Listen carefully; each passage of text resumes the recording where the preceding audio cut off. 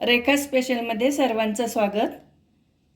सर्दी खोकल्यावर गुणकारी आलेपाकवडी कशी बनवायची हे आज आपण बघणार आहोत. अगदी घरगुती पद्धतीने आणि कमी साहित्यामध्ये आपण ही वडी बनवणार आहोत.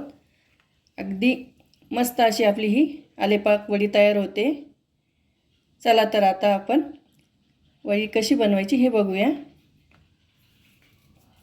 आलेपाकवडी बनवण्यासाठी आपल्याला साहित्य लागणार आहे 150 ग्रॅम आलं, 100 ग्रॅम गूळ, 100 ग्रॅम खडीसाखर, 5 हिरवी विलायची आणि थोडंसं काळं मीठ. चला तर आपण रेसिपीला सुरुवात करूयात. प्रथम आपण हे आलं छान सोलून घेणार आहोत. आलं हे मी स्वच्छ धुवून आणि कोरडं करून घेतलेलं आहे. आता आपल्याला हे छान सिलून घ्यायचं आहे. तर मी हे चमच्याच्या सहाय्याने छान सिलून घेणार आहे. चमच्याने सिलल्यामुळं आलं हे आपलं वाया जात नाही आणि झटपट देखील निघतं आणि हाताला लागण्याची देखील शक्यता नसते. तुम्ही जर सुरीचा वापर केला तर एखाद्या वेळेस ते हाताला लागू शकते. तर मी अशा पद्धतीनं चमच्यानेच सर्व साल काढून घेणार आहे. बघा छान निघते आणि तुम्ही या सालीचा देखील उपयोग करू शकतात. ही साल छान वाळवून तुम्ही चहामध्ये वापरू शकतात. आलं हे मी छान सिलून घेतलेलं आहे. आता आपण हे छान कट करून घेणार आहोत. तर याचे हे आपल्याला असे आडवे कट करायचे आहे. अशा पद्धतीनं आपण हे सर्व कट करून घेणार आहोत. यामध्ये धागे असतात तर आडवे कट केले तर धागे येत नाहीत. तर अशा पद्धतीनं आपण सर्व आलं छान कट करून घेणार आहोत.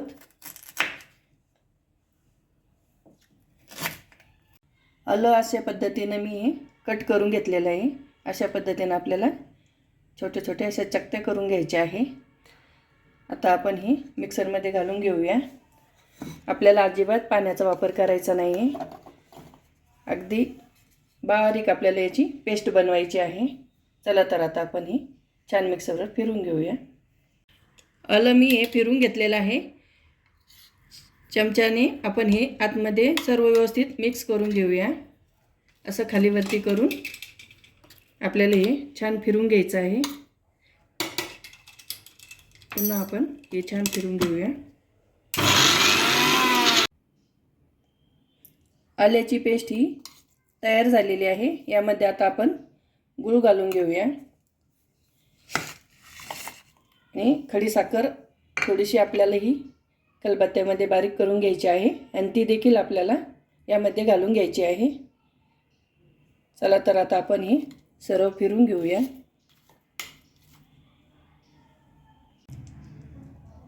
खडीसाखर आपण ही छान कुटून घेणार आहोत म्हणजे आपलं मिक्सर हे खराब होणार नाही. तर हे खलबत्त्यामध्ये अशी बारीक करून घेणार आहोत. त्यानंतर आपण हे आले आणि गुळाच्या मिश्रणामध्ये घालणार आहोत. गूळ आणि आल्याची छान पेस्ट तयार झालेली आहे. याला बघा कसं छान पाणी सुटलेलं आहे. आता आपण यामध्ये ही कुटून घेतलेली खडीसाखर देखील घालून घेणार आहोत आणि आपण पुन्हा फिरून घेणार आहोत. अशा पद्धतीनं आपण सर्व हे छान बारीक करून घेणार आहोत. आलं, गूळ आणि खडीसाखर हे आपण छान मिक्सरवर फिरून घेतलेलं आहे. याची छान पेस्ट झालेली आहे.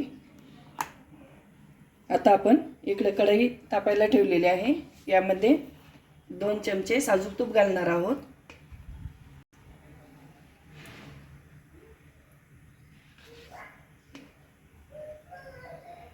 आता आपण त्यावरती ही पेस्ट छान परतून घेणार आहोत.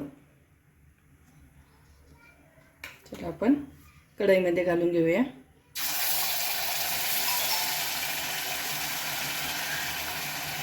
अशा पद्धतीनं तुम्ही ही वडी नक्की करून बघा. गॅस आपल्याला हा मध्यमच ठेवायचा आहे आणि ही पेस्ट आपण सतत हलवत राहायची आहे. अशा पद्धतीनं छान आपण मिक्स करून घेऊया. तुम्ही देखील अशा पद्धतीनं आलेपाकवडी करून बघा. खूपच छान होते आणि सर्दी खोकल्यावर देखील झटपट असा आराम मिळतो.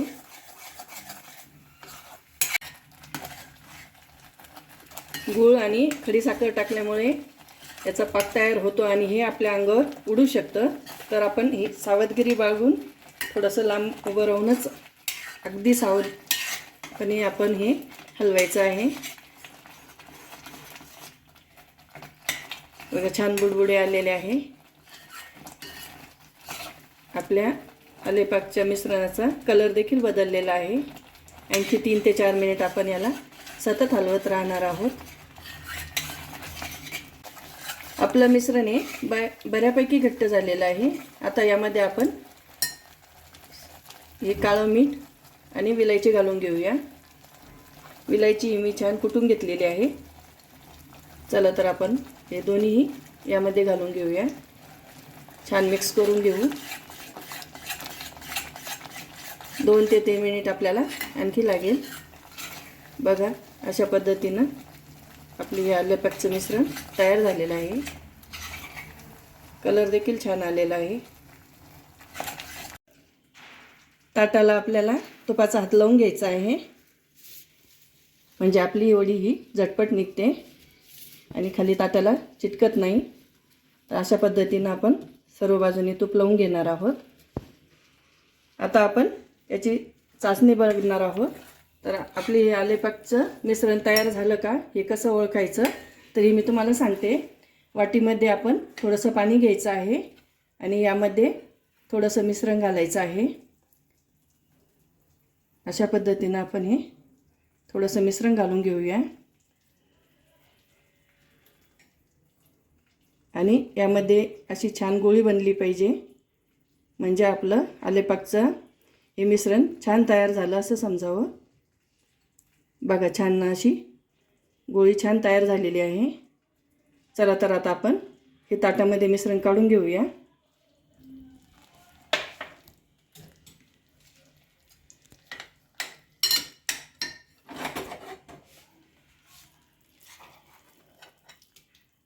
सर्व मिश्रण आपण ताटामध्ये काढून घेऊया.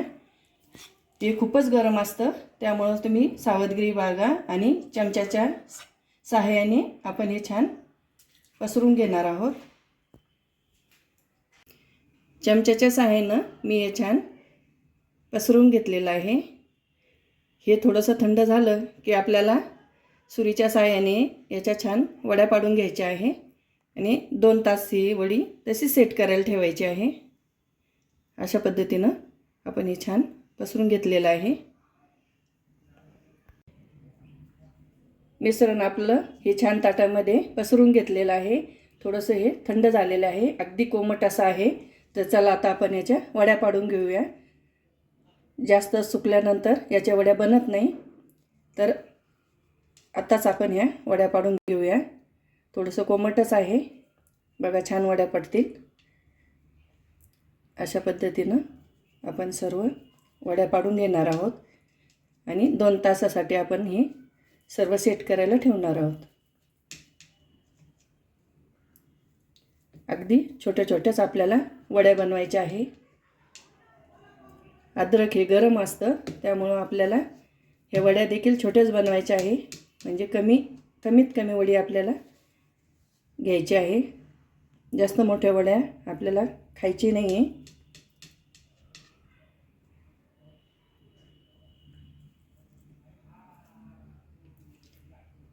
अशा पद्धतीनं सर्व वड्या मी पाडून घेते. चला तर मैत्रिणींनो, तयार झाली आपली अतिशय आरोग्यदायी अशी आलेपाक वडी. कशी वाटली माझी रेसिपी कमेंट करून नक्की कळवा. लाईक करा, शेअर करा, सबस्क्राईब करायला विसरू नका. धन्यवाद.